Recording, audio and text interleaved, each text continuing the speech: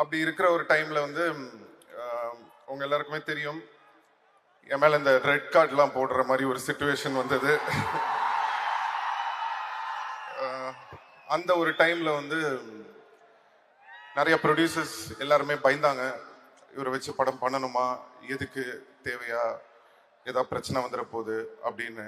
அந்த நேரத்தில் படம் இல்லை, டைரக்டர்ஸ் யாருமே என்கிட்ட வரல. அப்போ ஒரு ஃபோன் கால் வருது மெட்ராஸ் டாக்கீஸ்ல இருந்து, இந்த மாதிரி மணி சார் உங்களை மீட் பண்ணணும்னு சொல்றாரு அப்படின்னு. எனக்கு வந்து உண்மையிலேயே மணி சார் தான் கூப்பிடுறாங்களா இல்லை இவங்க ஏதாவது நம்மளை கூப்பிட்டு காமெடி கிமெடி பண்றாங்களா அப்படின்னு சொல்லிட்டு எனக்கு ஒரு சின்ன டவுட்டாகவே இருந்தது. போனதுக்கப்புறம் மணி சாரை பார்த்தேன். பார்த்துட்டு சார் கிட்ட கேட்டேன், சார் உண்மையிலேயே நீங்க தான் கூப்பிட்டீங்களா இல்லை இவங்களாம் என்னை கூப்பிட்டுட்டாங்களான்னு. இல்லை இல்லை நான் தான் கூப்பிட்டேன்னு சொன்னாரு.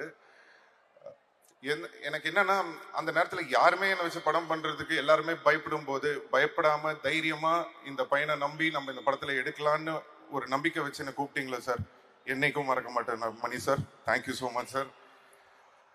செக்கச்சவந்த வானம் மட்டும் இல்லை, எல்லா படமும் ஃபர்ஸ்ட் மணி சார் வந்து என்னை கூப்பிட்டு கதை சொல்லியிருக்காரு.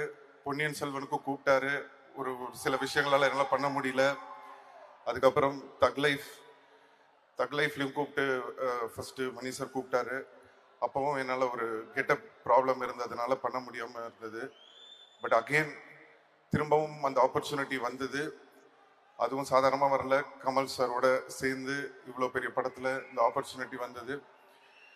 ஸோ இறைவனுக்கு நன்றி தெரிவிச்சுக்கிறேன்.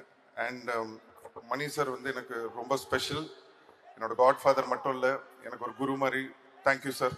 இந்த ஒரு மிகப்பெரிய ஒரு ஆப்பர்ச்சுனிட்டி இந்த படத்தில் இப்படி ஒரு கேரக்டர் கொடுத்ததுக்கு நான் என்றைக்குமே மறக்க மாட்டேன். Thank you so much.